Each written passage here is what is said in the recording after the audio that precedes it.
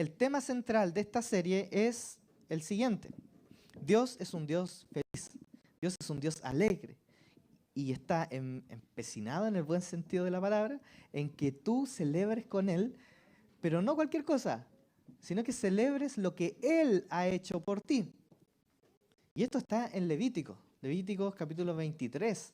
Esto en el Antiguo Testamento, ¿verdad? Los primeros libros de la Biblia. Ahí está Levítico. Y bueno, nunca hay una fiesta que no tenga un significado. Todas fiestas tienen su significado. En septiembre, ¿cierto? Fiestas patrias. En Navidad también tiene su significado. Y está cargado de memoria, cargado de propósito. Pero vamos a revisar esta fiesta de Levíticos 23. Y Levítico en general, y especialmente Levíticos 23, puede ser un capítulo que como que no pesquemos mucho como cristianos. ¿O no? ¿O soy yo nomás? Que yo antes de ir al seminario no le había tomado nunca el peso a Levítico. Y lo leí, pasaba por alto algunas cosas, era un poquito tedioso. Seamos honestos, ¿alguno de acá hace su devocional diario en Levítico? Amén, Arturo, muy bien. En realidad, excepto Arturo, todos los demás probablemente hagamos devocional en Salmo, en Proverbio, ¿cierto? Y si queremos leer algo que son evangelios, pero no, en general no vamos a Levítico para buscar consuelo, ánimo en nuestra alma. Pero sí hay mucho ánimo, hay muchísimo ánimo en un lenguaje medio complicado quizás para nosotros, pero estamos para servirle y queremos que todo el consejo de Dios en la Escritura usted pueda disfrutarlo. Entonces, Levítico es uno de los libros más importantes del Antiguo Testamento, porque establece cómo Dios quería que su pueblo viviera y que su pueblo se relacionara con Él. No era llegar y decir, oh Señor, oro, y listo, sino que era por medio de sacrificios, por medio de rituales, por medio de un montón de cosas. O sea, estaba el ser humano, estaba Dios y un montón de rituales entre medio y personas entre medio, sacerdotes. Entonces no era cuestión de relacionarse nomás con Dios. Era todo un tema, pero era todo un tema sangriento de animalitos y la sangre y bueno, ya hemos visto un poquito de eso. En este capítulo vamos a encontrar estas 7 fiestas, estos 7 días festivos. Pero importante, que no sé si lo había dicho, estas fiestas el pueblo cristiano no está llamado a celebrarlas, ¿ya?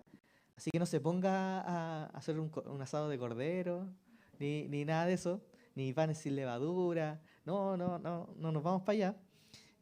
Porque es una fiesta estas son fiestas que ya están cumplidas en Cristo. Pero las fiestas muestran, más que lo que nosotros tenemos que hacer, muestran mucho de lo que Dios es. Y especialmente eso, es el principio que nosotros tomamos y decimos, mira, Dios es el mismo. Y esto que vemos en Levítico 23 se desarrolló de una manera tremendamente hermosa en Cristo y se cumplió completamente en Cristo. Pero tiene todavía un significado para nosotros después de Cristo. Entonces no estamos llamados a celebrar literalmente ese día festivo con las mismas cosas, pero sí hay principios que nos motivan hoy día y nos alegran hoy, son motivos para celebrar. Te adelanto el tema central. Si tú eres de los que toma nota, te felicito, está muy bien. Este es el tema central.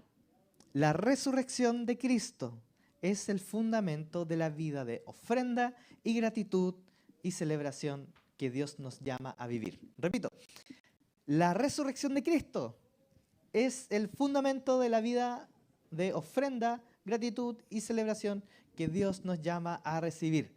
Resurrección. ¿Qué onda si aquí no dice resurrección? Vamos a ver. Antes de Cristo, y el sermón tiene esta estructura. Vamos a ver antes de Cristo, vamos a ver a Cristo y después vamos a ver cómo ahora es, después de Cristo, ¿cierto? Cómo es esto en Cristo y por Cristo, ¿ya? Hay un flujo que queremos seguir, que quiero seguir. Entonces quiero que te imagines, antes de Cristo, esta fiesta era de gratitud y de dependencia a Dios, la fiesta de las primicias. Eso es lo que refleja, básicamente, gratitud y dependencia a Dios. Pero quiero que te imagines un momento al pueblo de Israel, 4.000 años atrás, ¿cierto? 3.500 años atrás, el tiempo de cosecha. Y el sol está alto en el cielo.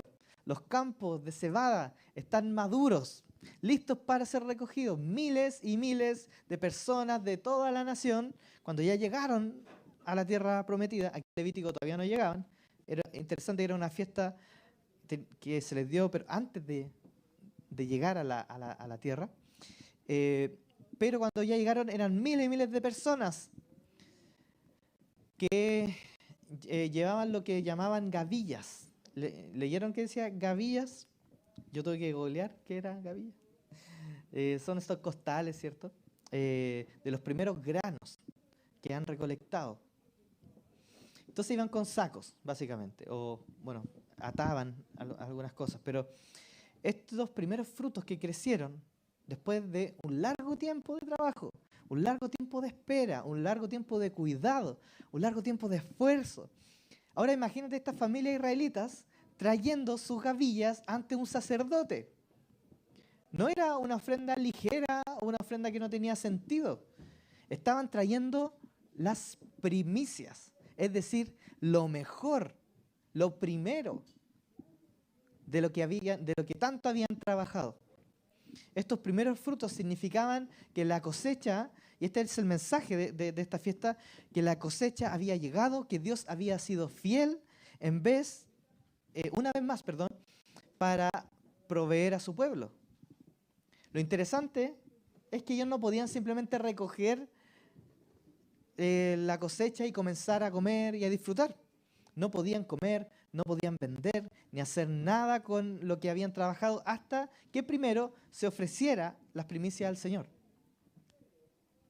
El sacerdote tomaba una de estas gavillas y la mecía, literal, así, de un lado a otro.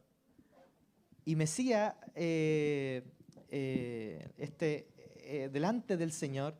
Este es un gesto que es sencillo, ¿verdad? Pero tiene un montón de significado. Era como que el sacerdote dijera, esto es solo una pequeña parte, pero Señor, te la entregamos a ti primero, porque todo viene de ti. Te agradecemos por lo que tú ya nos has dado. Esa entrega simboliza algo mucho más profundo. Era un acto de gratitud, un acto de dependencia total de Dios. Si tú tienes un huerto, si has plantado alguna vez algún fruto y sale el primer fruto, ¿qué haces con ese primer fruto? Ese tomate o eso, no sé, ¿qué haces con eso? Probablemente no quieras regalárselo a alguien, a cualquiera, ¿cierto? Probablemente tú vas a querer disfrutar eso, a no ser que no comas eso que está saliendo, pero hay un cariño especial, ¿verdad? Esta fiesta, era un llamado de Dios a su pueblo de no confiar en su propio esfuerzo, ni siquiera en la abundancia de sus campos. Sabían que toda la cosecha venía de Dios.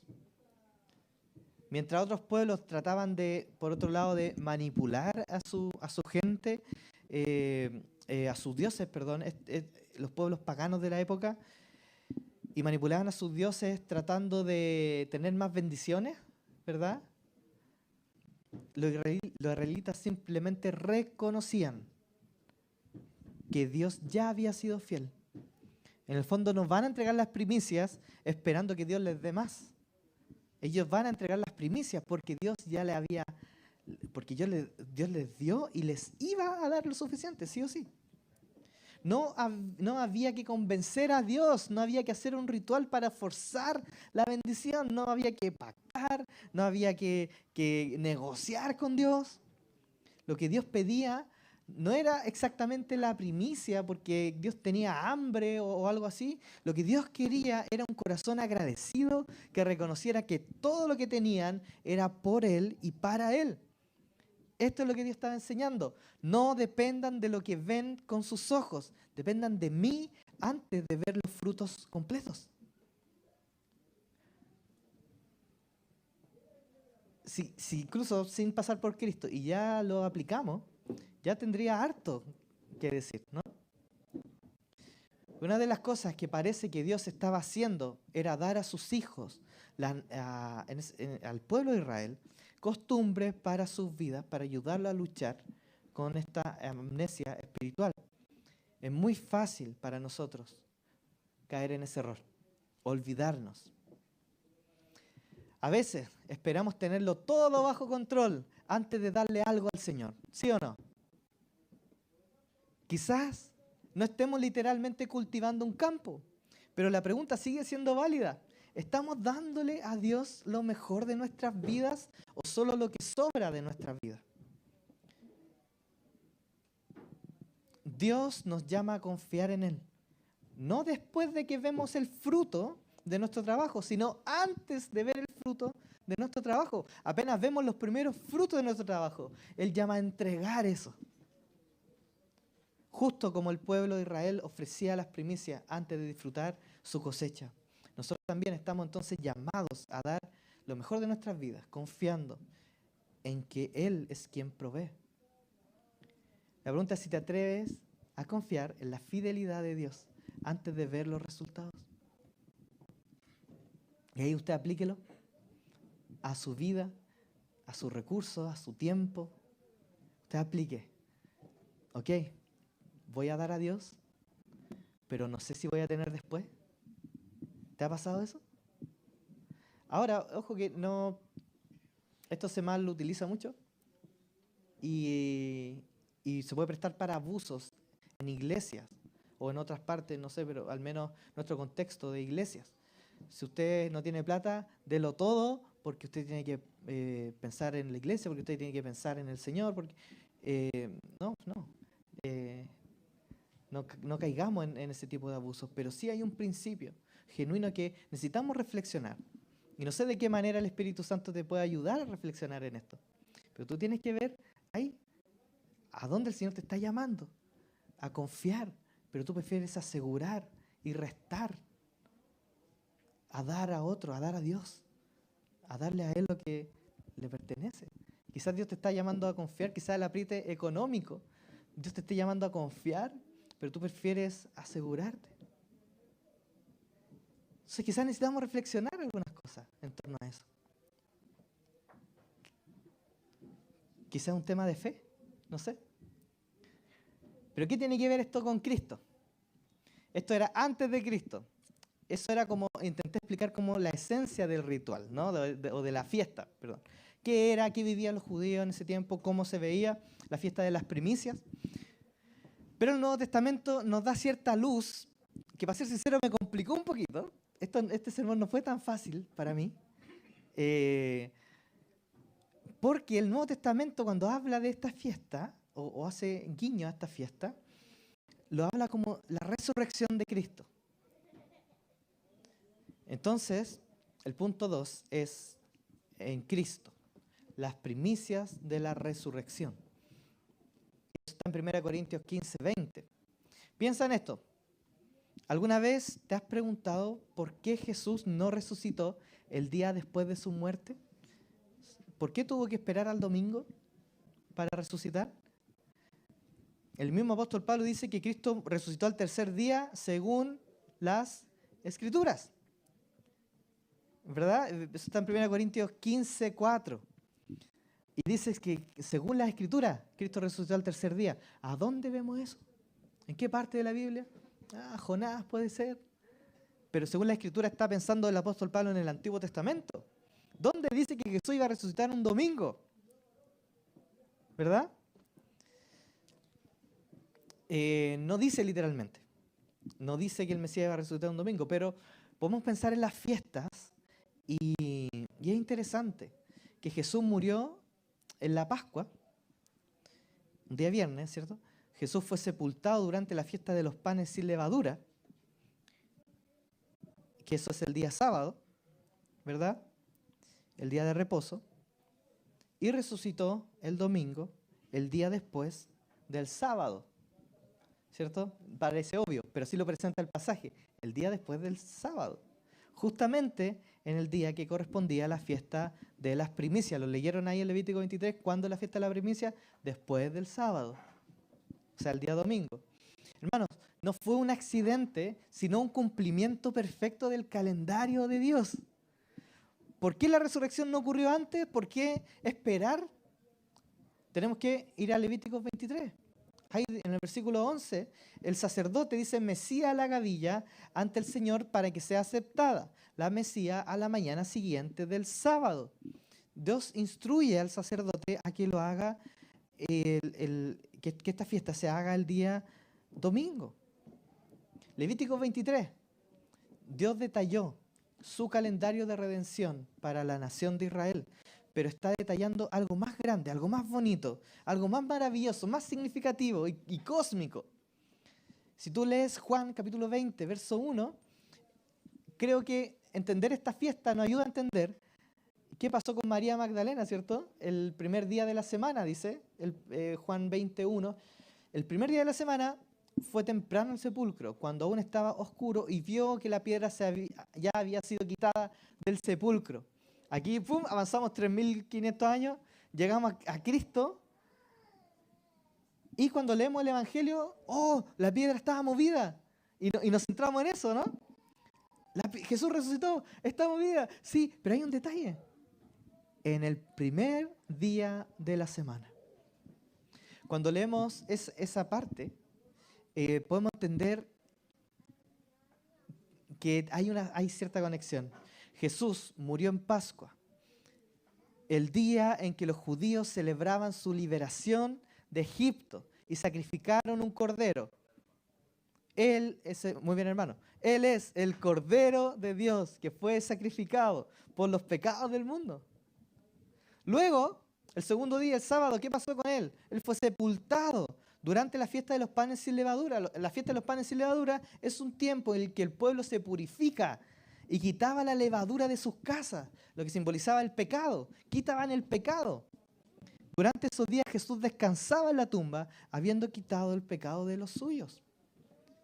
Finalmente resucitó el día de las primicias, el día después del Sabbat, como las primicias de la resurrección. Cristo, dice el apóstol Pablo, es las primicias de la resurrección. Eso garantiza. ¿Qué implica esto? Que eso garantiza nuestra futura redención, así como la primera gavilla de la cosecha aseguraba el resto. Jesús observó las 3 primeras fiestas en perfecto orden cuando fue crucificado, sepultado y resucitado.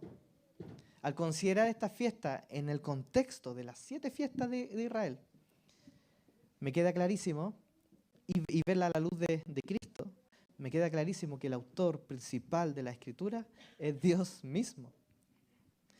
Ahora bien, ¿qué significa esto? Que es tremendo. Jesús es el primer fruto. ¿Qué tiene que ver que Jesús haya resucitado con la fiesta de las primicias? Jesús es el primer fruto de la gran cosecha de resurrección. Pablo dice en 1 Corintios 15:20, Cristo ha resucitado de los muertos, primicias de los que durmieron. Ahí básicamente Pablo nos está mostrando algo impresionante. La resurrección de Cristo es una garantía de que nosotros también resucitaremos. Así como el primer fruto de la cebada era un anticipo de la cosecha completa. Cristo es nuestra prenda, Cristo es nuestra seguridad de que si estamos en Cristo, un día también nos levantaremos.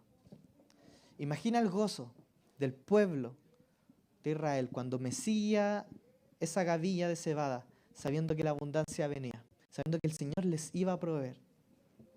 Ese es el mismo gozo que debemos tener hoy. Cristo ha resucitado. Y eso significa que la vida eterna está asegurada para nosotros. No vivimos con una fe incierta. Dios ha garantizado que así como Cristo resucitó, nosotros también lo seremos. La resurrección de Cristo no es solo una historia pasada, sino que es la base de nuestra esperanza. Así como el pueblo de Israel dependía de Dios para su provisión, nosotros dependemos de Él para nuestra vida eterna. Cristo es nuestras primicias y su resurrección es la mayor promesa de que nuestra vida en Él es eterna. Intenté vincular las primicias del Antiguo Testamento con cómo el Nuevo Testamento habla de esto y nos lleva hacia Cristo. Pero no termina solamente ahí.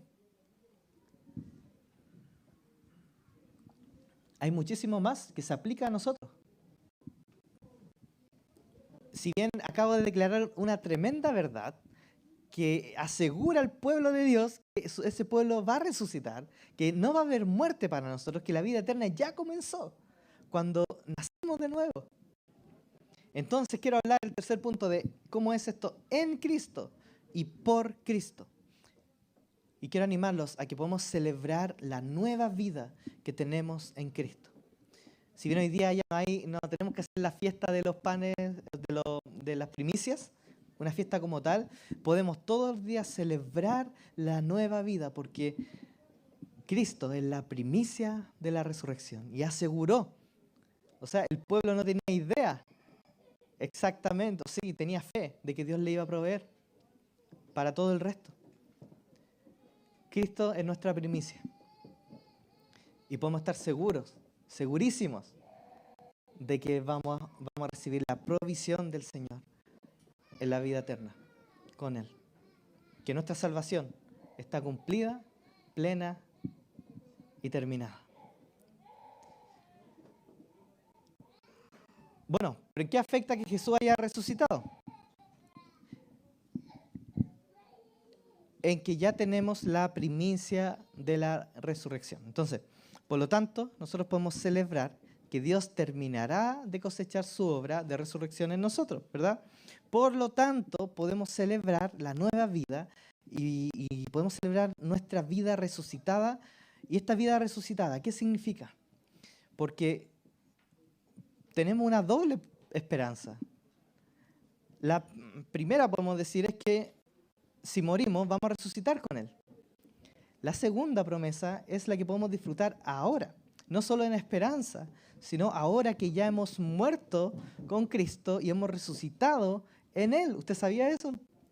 Que el Nuevo Testamento, el apóstol Pablo particularmente, habla de que hemos resucitado con Cristo. ¿Conocen esa canción los que son cristianos de años? Que es un versículo bíblico, ya que se han resucitado con Cristo. Miren las cosas de arriba. Eso está en Colosenses. ¿Por qué? Ya que han resucitado con Cristo. Eso no es ya que resucitarán con Cristo. No, no. Dice el apóstol Pablo, ya que han resucitado. Algo que ya pasó. Resucitamos con Cristo. Y por eso podemos vestirnos de una nueva naturaleza. Por eso podemos vivir una vida renovada. Por eso podemos vivir una vida abundante. Diferente que una vida sin Cristo, pero esencialmente diferente, no un poquito diferente.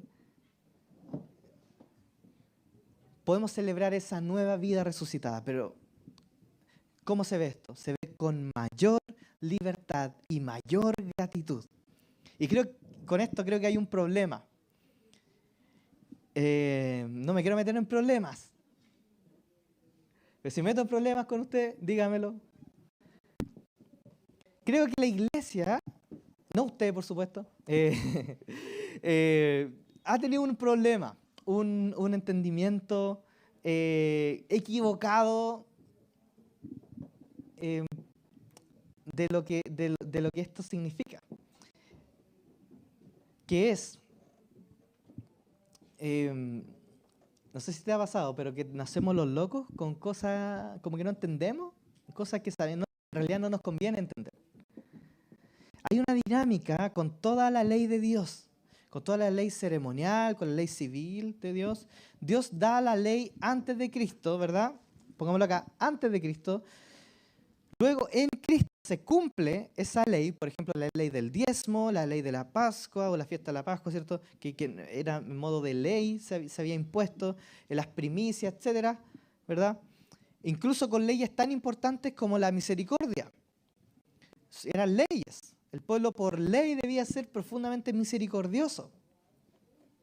Entonces decimos, Cuando hablamos de misericordia, cuando hablamos de acoger, de cuidar, de amar a otros, de cuidar al pobre, de cuidar al vulnerable, cuando hablamos de ofrendar, de dar, de ser generoso, de sostener la iglesia, es como esa ley está abolida. Ahora tengo que dar conforme proponga mi corazón. Y yo digo, amén, amén. Eso es, tiene que dar conforme proponga su corazón. Es lo que el Nuevo Testamento dice. Mi problema es cuando yo digo conforme mi corazón y doy menos de lo que era la ley. ¿Cómo? ¿Cómo? ¿En serio? Soy nueva naturaleza, resucité con Cristo y soy menos misericordioso de lo que la ley de Dios dice. Soy menos generoso de lo que la ley de Dios al Antiguo Testamento, al pueblo del Antiguo Testamento le decía. Soy menos generoso, soy menos misericordioso. ¿Cómo? ¿Cómo? No entiendo. No entiendo. De verdad que no logro entender eso. No me quiero meter en problemas. Pero no entiendo, hermano. No, si usted hace eso, yo no lo voy a entender. No puedo entender. ¿Por qué es menos? Si soy libre. Si he nacido de nuevo. Si tenemos una nueva naturaleza. Debería ser mucho más misericordioso que lo que Israel estaba siendo obligado a ser misericordioso. Debería ser mucho más generoso de lo que Israel estaba llamado a ser generoso con su diezmo y sus primicias. Debería ser muchísimo más generoso. Si pensamos lo contrario, conforme da mi corazón, voy a dar el 2%. Eso es no entender nada del espíritu de la ley de Dios. Usted no entiende el Antiguo Testamento y el Nuevo tampoco. La ley de Dios, ni la ley moral, ni la ley civil, ni la ley ceremonial se trata de ti, de lo que tienes que hacer, sino que se trata de Dios y cómo esta ley refleja su corazón. De eso se trata. Y Dios no cambia su corazón. Él es el mismo. Y ahora que estamos en Cristo, tenemos más razones y tenemos más poder. Tenemos el Espíritu Santo de Dios para reflejarlo a Dios, porque no se trata de lo que yo doy, se trata de cómo es Él. Entonces yo puedo reflejarlo a Él. Entonces no podemos concebir ser menos generosos, ser menos misericordiosos, ser menos apasionados por la gloria de Dios que el pueblo del Antiguo Testamento. No tiene ningún sentido. Y me preocupa que entendamos súper bien que éramos pecadores, que éramos muertos en pecados, pero cuesta tanto la lucha de reconocer que eso éramos antes. Eso dice la Biblia. Antes éramos muertos, en otro tiempo estábamos muertos en delito y pecado. En Cristo tenemos nueva vida. ¿Va a haber pecado? Sí. Eso es evento de pecado. De hecho, Juan dice, hijitos, han pecado como que fuera un gran evento. Porque todo Primera Juan se trata de que nos vamos tras el pecado. Y ¡pum! Hay un evento. Pero si has pecado, abogado tenemos con el Padre, Jesucristo el justo. Si has pecado, hay perdón, hay gracia. Pero en un contexto de Primera de Juan, es que el pueblo de Dios no es así, bueno, pecamos, es que peco tanto, que yo compro impulsivamente, entonces, y no puedo dejar de comprar impulsivamente. Pero ¿cómo si usted ya se dio cuenta? ¿Cómo? Es que me cae mal el hermano, es que no puedo, no lo soporto. Es que ahí yo guateo, ahí yo me equivoco. Y te sigue cayendo mal. Usted nació de nuevo, usted es libre, yo soy libre de dar, de ser generoso, de amar a gente que quizás no me cae bien. Somos libres. ¿Me metí en problemas o no? ¿No? No, creo que no. Nuestras vidas han sido resucitadas. Yo quiero animarte. Nuestras vidas han sido resucitadas. Y eso significa que ahora vivimos de una manera generosa y libre. Rompimos la valla de un corazón de piedra que no podía ser generoso, que no podía amar lo que Dios ama, que no podía despreocuparse porque Dios le provee, que no podía estar libre de la ansiedad. Ahora tenemos un nuevo corazón, que podemos disfrutar estas cosas. Tenemos que aferrarnos a esa verdad bíblica que el Señor nos proveyó. Podemos ser un pueblo realmente libres porque tenemos el Espíritu de Dios. ¿Sabes cómo se ve una vida resucitada? Esto está en 2 Corintios 8, del 1 al 5. ¿Lo leen como la otra vez, como el domingo pasado? 2 Corintios 8, del 1 al 5. Ahí las filitas que están, léanse en voz alta, le voy a dar un minuto para que lean estos 5 versículos. ¿Cómo se ve una vida realmente resucitada? ¿Cómo se ve?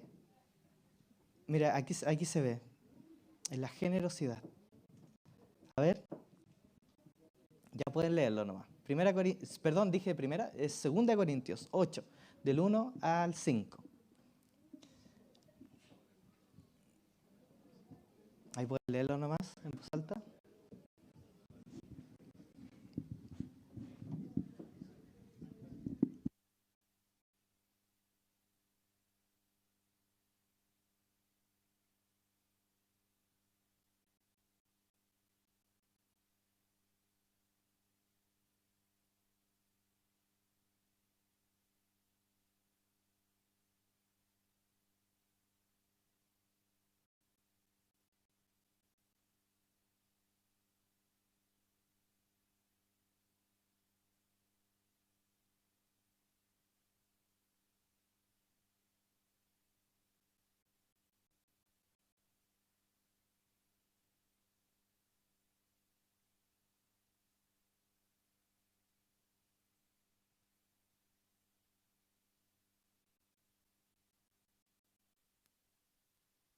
Este era más cortito que el del domingo pasado. ¿Qué les pasó con esto? Todo lo que dije anteriormente se condice más o menos con este versículo en particular? ¿Tiene sentido? ¿Es coherente? ¿Es coherente? Yo sé que nosotros que hemos descubierto y nos hemos encantado con gracias, son maravillosas. Y hemos entendido que no queremos vivir ni de manera legalista ni de manera libertina. Queremos vivir en el Evangelio. Hermanos, hablar de que hemos nacido de nuevo no es legalismo. Está lejísimo de ser legalismo. Sino que es justamente la segunda parte de los mensajes de las cartas del apóstol Pablo, por ejemplo. Así es Pablo. Del 1 al 3, ¿quiénes somos en Cristo? Del 4 al 6, por ejemplo, en Efesios. ¿Cómo vivimos esta vida nueva en Cristo? Pero ojo, que muchas veces nosotros tenemos una inclinación, díganme quién soy en Cristo, pero no me digan cómo se vive un cristiano. ¿Cierto? Y podemos caer en eso porque antes, en otras, quizás congregación, o con otras enseñanzas, me decían del 3 al 6 nomás, del 4 al 6. Todo lo que tenía que hacer, hermano, haga esto, haga esto, haga esto, haga esto, haga esto, no se vista, ¿verdad? Y quedamos como, no, y yo lo entiendo, no quiero escuchar más lo que me digan que hacer, me suena a legalismo. Pero necesitamos entender el mensaje de Dios completo, basado en quién somos en Cristo. Él resucitó, nos dio nueva vida. Y eso es un regalo, no te lo ganaste, Él te lo regaló. Entonces ahora vive conforme a eso. Puedes vivir y puedes disfrutar de la vida a concho de esa manera. Disfrutar todo lo que Dios nos dio. Ya no necesitas, en Cristo, como resucitados, nuestra generosidad fluye de un corazón agradecido.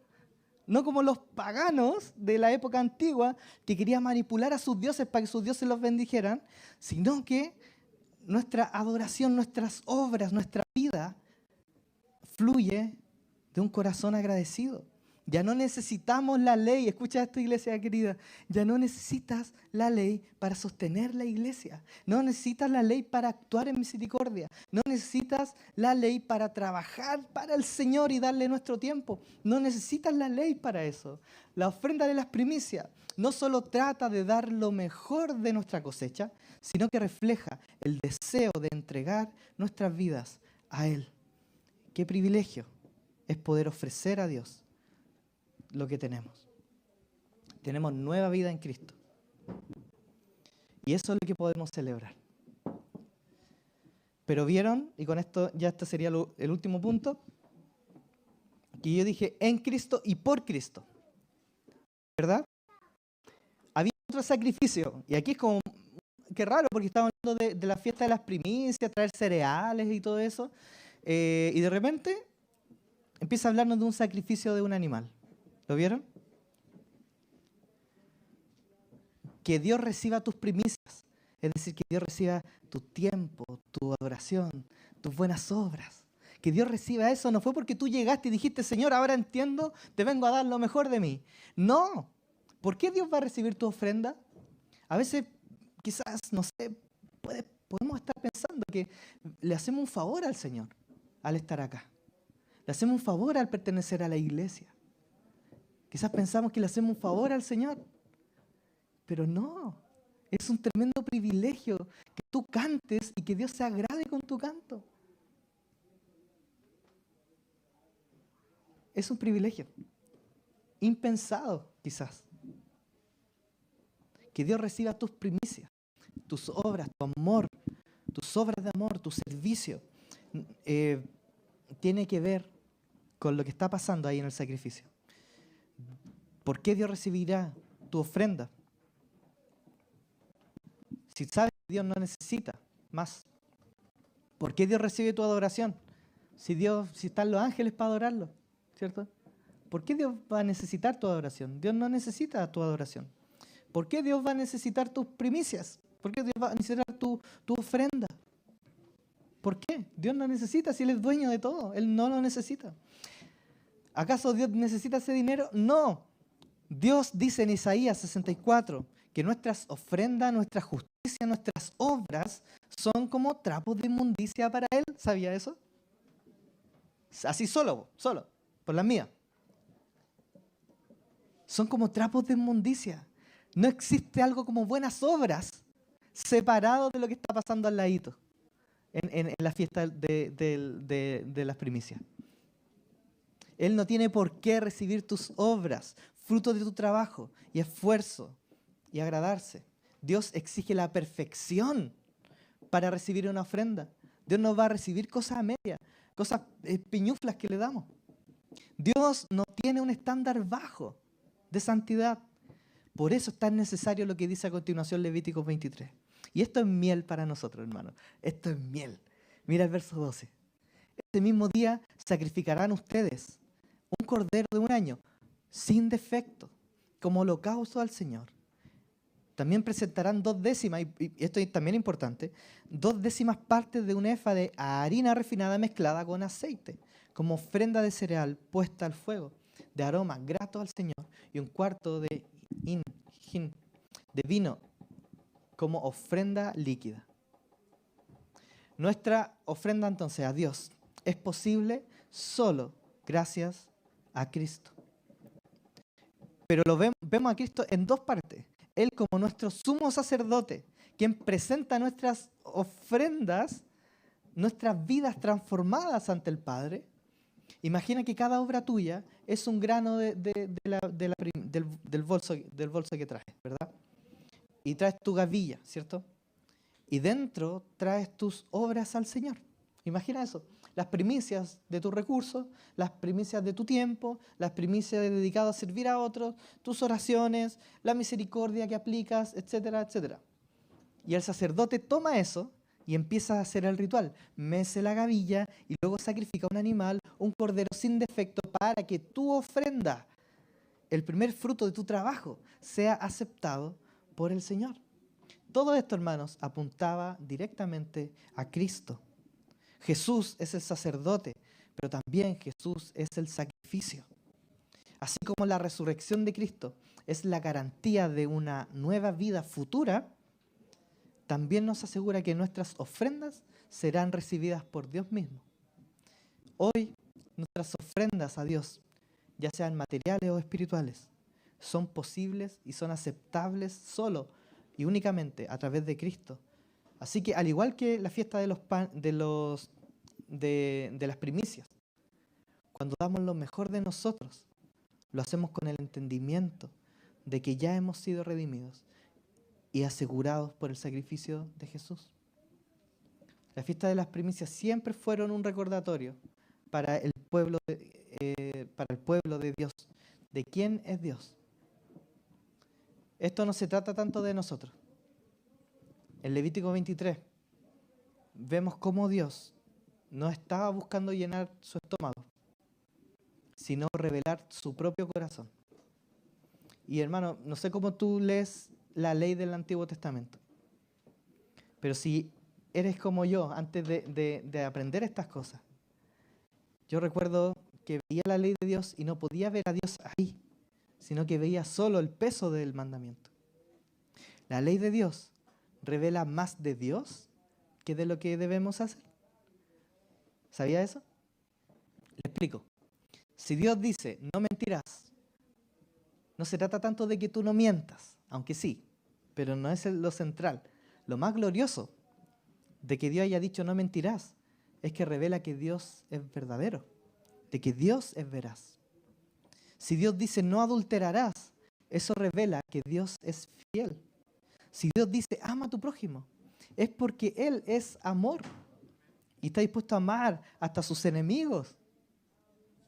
Si dice vivan en comunidad, es porque Él es un Dios trino, es un Dios comunitario. Si dice sean misericordiosos, no se trata de que tú seas misericordioso primero, sino se trata de que Él es un Dios misericordioso y compasivo. Si dice tráiganme sus primicias, anunciaba una cosa de su corazón. Trata de pensar, ¿qué cosa anunciaba Dios cuando dice tráiganme sus primicias? Que Él ya la había dispuesto para nosotros. En la fiesta de la primicia, hermano, Dios mostraba su deseo de dar lo mejor de sí a su pueblo. Nos dio a Jesús. Y Jesús, a su vez, nos entregó lo más preciado que Él tenía, su propia vida. En esta fiesta podríamos haber anticipado que Dios estaba dispuesto a dar lo mejor de sí mismo por amor a nosotros. En su muerte, Jesús no se guardó nada. Lo dio todo por nosotros. Y en su resurrección nos regaló el poder de una nueva vida, la victoria sobre el pecado y la promesa gloriosa de que un día resucitaremos con Él. Esto es el corazón del Evangelio y lo vemos reflejado desde las páginas de Levítico 23. Cuando los israelitas comenzaron a celebrar esta fiesta, quizás no cachaban nada, quizás no entendían tanto qué onda Dios. Quizás ellos pensaban que Dios les pedía eso nomás y quedaron hasta ahí. Quizás los más hábiles, no sé, o los que más conocían a Dios decían, Dios va a entregar algo. Dios va a entregar algo. Dios va a entregar, por algo está pidiendo primicias, Dios va a entregar algo. Se sentían extraños quizás, igual que nosotros cuando leemos Levíticos 23 por primera vez. Pero al ofrecer lo mejor de sus cosechas, estaban contando una verdad profunda. Dios nos da algo mejor de sí mismo. Ellos prometían, te daremos lo mejor, Señor, lo primero y lo mejor de nosotros. En ese momento no podían imaginar todo lo que eso implicaba, ni todo lo que vendría miles de años más tarde.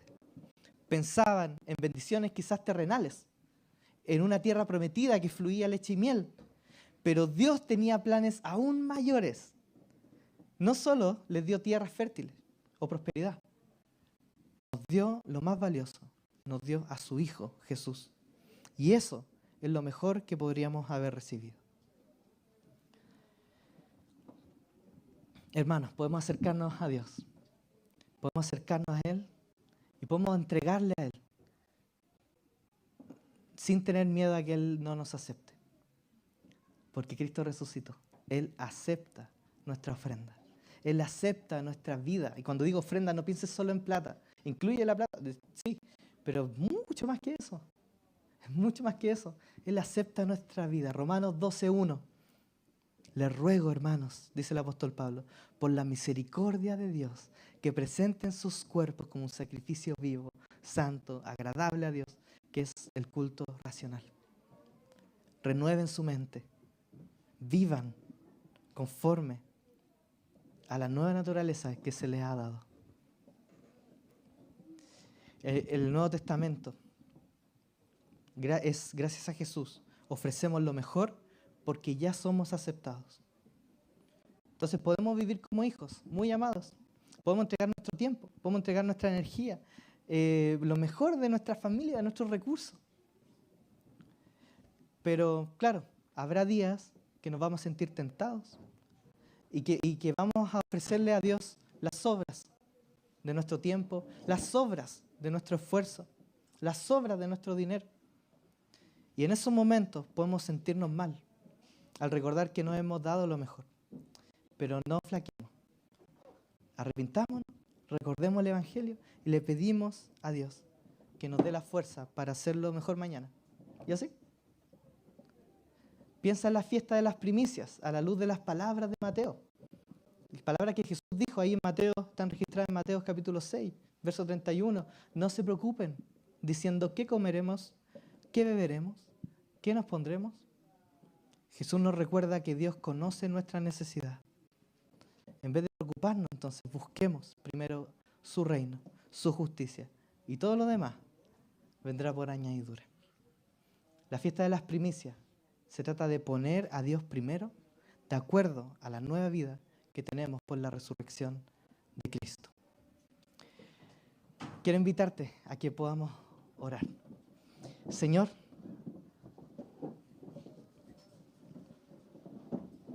ayúdanos, Señor, a vivir para ti.